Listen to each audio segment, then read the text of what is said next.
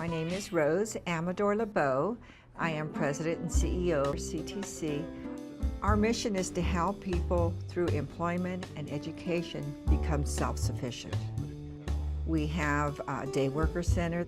We have educational programs so people can get their GEDs. We serve a variety of people, people who've just become unemployed, people who have never worked. We work with homeless people. We work with people who have just gotten out of prison and have to re-enter the workforce. So we're full service. I think it's seeing people make the change, become successful, make that transition, and actually having an impact on people's lives, a positive impact. To see these success stories is what it's all about.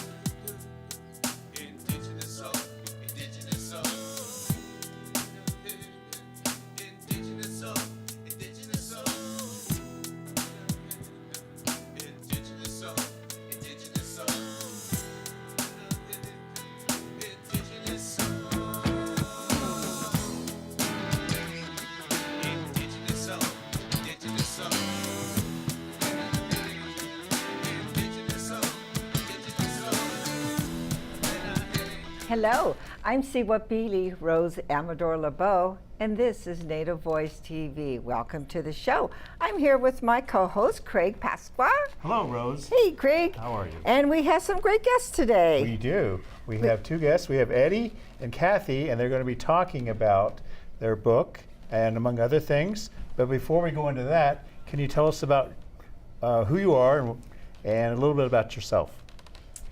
Start with Kathy. Sure, start with me. Okay, thank you. Yes. I'm a registered nurse, have been for many years, you can probably tell. Spent the first part of my nursing career as an intensive care nurse, and then moved into technology and working with the workforce to try and be sure that we have a safe and healthy workforce to take care of patients. I'm also a filmmaker and now a book author. Congratulations. Thank you. My name's Eddie. Thank you for having us on the show. I've been doing dance since probably in the late 70s.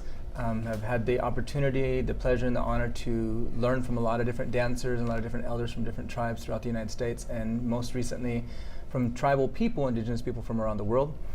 I teach American Indian Studies classes at San Francisco State University, College of Marin, and have been a guest at others.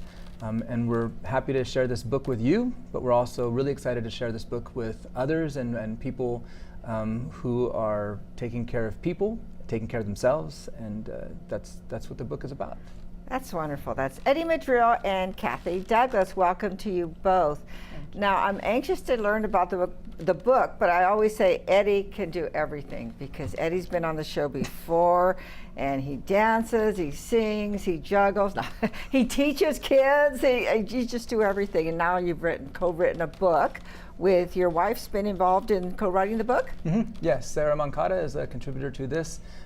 She's an integral part of making sure that this book is pleasing to read, has flow, because I think with Kathy's experience in the medical world, the nursing world, the caregiving world, my experience in dance, and the wisdom that's been given unto me, putting all these elements together, we couldn't have done it without Sarah. So it's a pleasure to put this book together with this team. And what is the book? The book is called The Dance of Caring, A Caregiver's Guide to Harmony. There's a high percentage of people who are in the professional field of caregiving, but there's also a high percentage of people in America and around the world who are going to take care of somebody at home. Sometimes it's people that we know that are nearby, sometimes it's somebody within the family, sometimes it's a friend, and we are human beings by nature, so we want to take care of somebody, but there's a lot of information in the medical world and the nursing world also that people may or may not be aware of. I was talking with Kathy before we started, and I was telling her the story. My mother just crossed over last April, and my father was with her at the very end. Actually, he was with her for 6 years, straight years. She was in a home, and he spent the better part of 10 to 12 hours a day with her daily. So he, in that sense, was a caregiver as well, and she had no better caregiver than him. Yeah. You know, that's more and more common today. In fact, I think pretty much everyone at some point becomes a caregiver, but in today's healthcare world where we're releasing people from hospitals earlier, where we have elderly family members that we need to take care of, so all of us tend to, at some time or another, become caregivers and enter that role.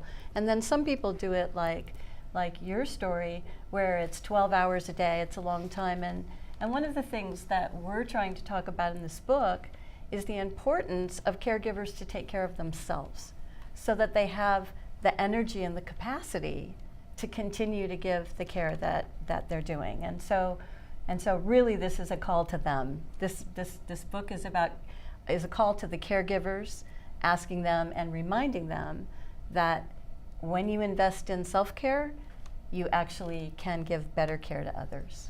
I think so many of us can relate to that, just like Craig. Right now, my sister's taking care of my 94-year-old mother. My brother took care of her prior to that. But yeah, you're right. The caregivers need attention. And, you know, where do you go from there? How do you help them? How do they help themselves? One of the things that Kathy said years ago that always stuck with me, and when I'm teaching with kids, when I'm teaching teachers working with kids, when I'm teaching at the university students, something she said years ago that stuck with me, and she said it during the process of us kind of putting together our program around this book, which is you can't give from an empty well. And I thought, wow, that's just powerful. And it can be used in so many different ways, but you really can't give from an empty well. As athletes, as performers, as artists, as educators, as people in professional realms, it doesn't matter. You really cannot give from an empty well. So while you may have good intentions, maybe you're the only one within the family or in your field that can take care of somebody in a very specific way, you still have to replenish that well. And that was one of the things that really stood out to me when Kathy had made that comment that I'll never forget. And I think recognizing when you've replenished your well, that is the tough part, because a lot of people, they carry on. And I saw this with, my father, and he would go on, and he was pushing himself till he got sick himself. Right. And fortunately, he recovered, and he's back in California. Oh, good. This is really common, and in the healthcare profession, we're pretty familiar with it. There's a lot of research on, some people call it burnout or compassion fatigue, and it's something that can drive professionals, both doctors, nurses, other kinds of caregivers, out of the profession. And we don't want that to happen. So whether you're a professional caregiver or just someone at home, a non-professional taking care of people, it's just so critical. And we do get tired. And actually, we'd like people to know that's okay and that's normal, but you also have to give yourself permission to move back into that place where you can become replenished, where you can refill the well. Right, and I think when I first started looking at this idea, because it's kind of a brainchild of all three of us, Sarah, Kathy, and myself, I'd like to give most credit to Kathy, whether she wants to agree or not, on putting this project together. And I thought, well, how does that work? How do we put together a book that talks about taking care of the self when you're the caregiver? So I looked in the library, I looked in bookstores, I looked everywhere to see what's in the market for this. And they're all very thick books, they're all academically written, and they're supercharged with all kinds of statistics and things, which is great if you have the convenience, maybe the leisure, or the kind of the drive to kind of take a look at the kind of like the hard science approach to this. But what if you really are that person at home? What if you really are that nurse in the hospital? What if you are in the midst of this and you're maybe very conscious about what's going on, or you may not be? Wouldn't it be great to have something, hopefully our book, but something that can remind you, okay, let's keep going. And know why you keep going is not because of some sort of obligation that's exterior from you, but it's from the interior as a caregiver, naturally. How did you connect it to dancing? Interesting. Well, it'd be great for the audience who may not be familiar with American Indian dance, American Indian hoop dance, to see a clip that we have to provide so they get familiar with what that looks like, and then we can talk a little bit more about that. So perhaps if we can show the clip. It's a short clip, about 2 minutes. We can do that right now, and then I can tell a little bit more about it. Let's take a look.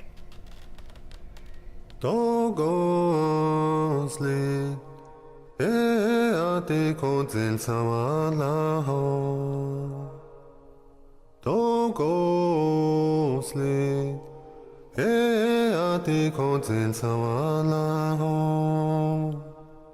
Go kozel sawa. Go kozel sawa. Weya, weya, weya. Ya heya, weya ho. Weya, weya, weya. Heya, weya, weya ho. Weya, weya, weya. Ya heya, weya ho. Weya, weya, weya. Ya heya, weya, weya ho. Hane binye chikomo. Ha de shiye ya. La de kodinge ni kodil tlada. Kedi konilya. Ha binye chiko hai shidate somos. Ece daştıya, ece daştıya, ece daştıya, ece daştıya. Togo slit. Hey, ate konzin sawala ho. Togo slit. Hey, ate konzin sawala ho. Nigo konzin sawala. Nigo konzin sawala. Weya, weya, weya. Heya, weya ho. Weya, weya, weya. Weya, weya, weya ho. Weya, weya, weya. Weya, weya ho. Weya, weya, weya. Weya, weya, weya. So hopefully that gives an idea. I don't know what you saw, but it might give an idea. Where was this produced, or where were you dancing? Oh wow! I don't know. we've been doing so many performances and presentations, and again, I'd like Kathy to maybe even share when we gave a talk, sharing a little bit about this whole idea to a nursing conference, a couple of them as a matter of fact. But we just saw it natural, and I think that's probably going to do better when we tell the origin of the whole story of where this really came about. But hoops for Native people, hoops, circles, and Native people in a lot of places around the world, hoops are very significant and very powerful. It's not just only an American Indian thing, it's really around the world, which makes it beautiful if you can take a look at this through this perspective on how it can really change your perspective, perhaps, change your perspective and approach towards things. It's not just taking a look at a hoop, but Kathy, I don't know if you want to share a little bit about the origins, really. Oh, if that's okay. Sure, I'd be happy to. So Eddie and I had done some performances and some speaking together. When Eddie came into my life, I learned so much from him, and I really consider him one of my teachers. And so I do some speaking on the national level to big groups of nurses, and there was a conference happening in Phoenix, and we invited Eddie to do hoop dance to open the whole conference. Mm-hmm. There were 7,000 nurses there. So 7,000 nurses got exposure to this beautiful dance, and then Eddie and I gave a talk together about the significance of circles, and this idea of how circles can influence how we think and how we feel. And that talk was extremely well received. People couldn't get enough of Eddie, of course. And so that sort of began our journey. And I can't remember, was that before or after I got sick? Oh, it was definitely after. It was after, okay. So let's back up. And the journey really began when, having been a caregiver most of my life, I got seriously ill. And it was right after Eddie and Sarah got married. And all of a sudden, this newlywed couple had this very ill mother to take care of, and that lasted almost a year. And there were months in that time where I needed 24/7 care. I was very, very sick.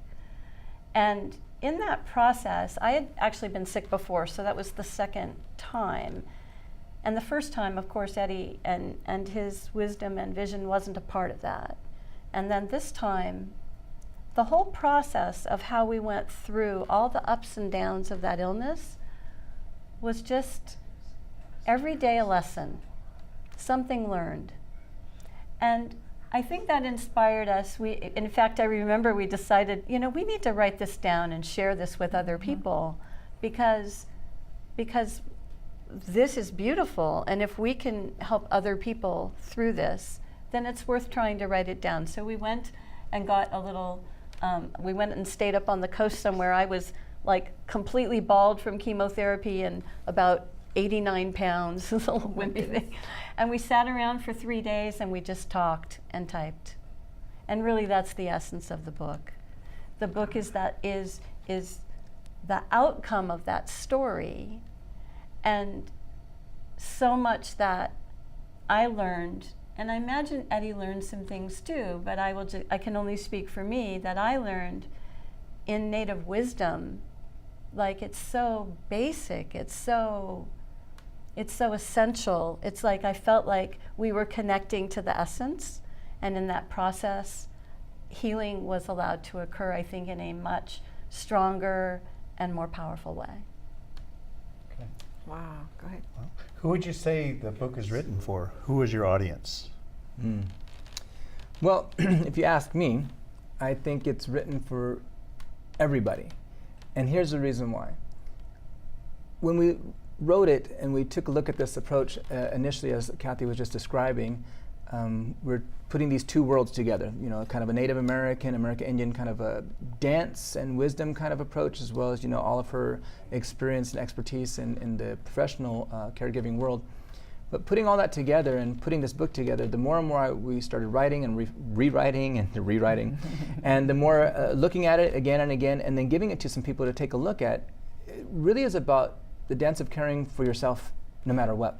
So I would say, I think my answer, what I would say is that it's really for anybody, because in today's world, there's a lot of people that are really struggling to just try and approach life, approach profession, approach all kinds of different things in a very heartfelt way, but sometimes they forget that the heart is actually supposed to be with it, and we forget about taking care of ourselves. There's so much stress.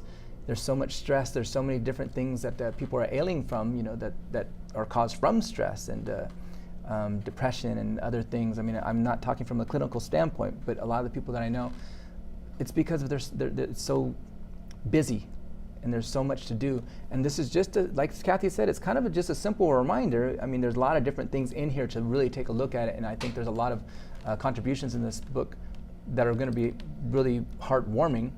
But it really is as simple as just to remind yourself to, taking a breath. And sometimes people go, well, let's just take a breath. Well, take a breath once and maybe a couple more times, and do it with your eyes closed, do it with plugging your ears, and you're going to have a whole different experience. And you're going to go, oh, this is almost like listening to that seashell. It's simple, but it's so beautiful and it's profound. So I would say that the book is really for anybody, students going to school, students, going into college, professionals, professional athletes perhaps, just to go, here's all this pressure to succeed and to really, let's do it organically. And I think that's one of the words that I would think of when Kathy was talking about how this all came about. Kind of came out organically. Even the words are kind of just organic. They're not a lot of prescribed, well, let's look up all these words in the dictionary and stuff. This is just it's really a conversation. And maybe for people working in nonprofit organizations, right? Yes. So when you say circles, how do you relate the circles? Would you like to read a little of what you wrote? Can we read something out of it? Absolutely. I would say that the circle is something that represents the identity of self, the individual, but it also represents at the exact same time the world. So it's a reminder of you yourself being a part of something great, and that something great is being a part of you. It's really an interconnectedness, a relationship that exists. And sometimes when people look at it using English words, using poetic words, it sounds kind of far-fetched. It sounds too much like poetry or prose. Therefore, it doesn't have to have value for me. But if we take away the ideas of just the words and look at the circle as being something, look at the world as being something, looking at self as being something, and creating a relationship, then it's reciprocal. It really is a balance. And almost any philosophy and theology around the world since the beginning of time talks about balance. And I think in today's world, because we're so programmed and led to believe that we're supposed to look at things that are, qualified and validated by something else instead of just ourselves to just be healthy, then we kind of forget. I'll read something really quick, if that's okay. Circles, by their very nature, express wholeness, continuity, inclusion, and expansion. These are characteristics that remind us of the vastness and wonder that constitutes this experience of life. When we contemplate the wisdom of circles, it can inform ways of being within ourselves, our families, extended families, communities, and the world we live in, all that surrounds us. By becoming more familiar with circles and their nature, we open the door to remembering, honoring, even celebrating the vast complexities and subtleties of life. Wow, powerful. I think I'm going to have the whole staff read that. You know, I want us to not forget too that there's like around 3 million registered nurses just in the United States, about 1 million physicians. So not only families, you know, and folks that are caring for loved ones at home, but we have professionals who are working, you know, devoting the majority of their energy to caring for others. Mm-hmm. And I think that our intention is that this is a simple resource for them as well. I can understand that. That's what I say with nonprofits, because I do run a nonprofit, and Connection, who sponsors the TV show. But our staff is working with people all the time, trying to help people in different areas, you know, and you can get burnt out because it never stops. It's always, you know, there's always a demand on your time, and it's hard to try and remember, okay, I have a life besides, you know, doing this work. That's so, right. you know, it's the same. We got a Need. Facebook post from someone recently who has a copy of the book, and she's been caring for her husband for several years now, 24/7. And she thanked us for the book, and she said, every day I just open it and read a few words, and it helps make me strong and gives me wonderful reminders. I think the way that we also designed the book with the help of many people is we can maybe even show a few pages inside there. Really, and we could probably show them. There are a lot of just visual, you know, stunning photographs that really you can kind of take a look into. They're not really photographs for you to look at and kind of appreciate who this is or what that is. They're kind of done in silhouette version, as they'll see, as you'll see. Good. And it's really for you to go ahead and open up at any time and just take a look. Beautiful. It's not a book where you have to say, well, I don't remember the introduction, I don't remember what the first 2 chapters are about, so therefore I might not know how this applies. Really, I think and I believe that you can open up to just about any page and get something from it. It's not from beginning to end, and you have to really understand that language at the very beginning couple of chapters in order to understand a little bit later. Looks like you can teach us how to hoop dance too. I think if you watch the video and you buy the book, you can do some hoop dancing, and we can share, you know, information about how we can get that book. Oh, for sure. It looks easy when you do it, but no, actually it doesn't even look easy. I tried just doing one hoop one time, like the hula hoop, and it didn't work. I couldn't keep the hula hoop up. But I would like to have this show in remembrance of Darlene Wallace. And Darlene is a sister, a twin sister of Donna, who works on Native Voice TV. She's one of our camera people. She's been volunteering on the show for years.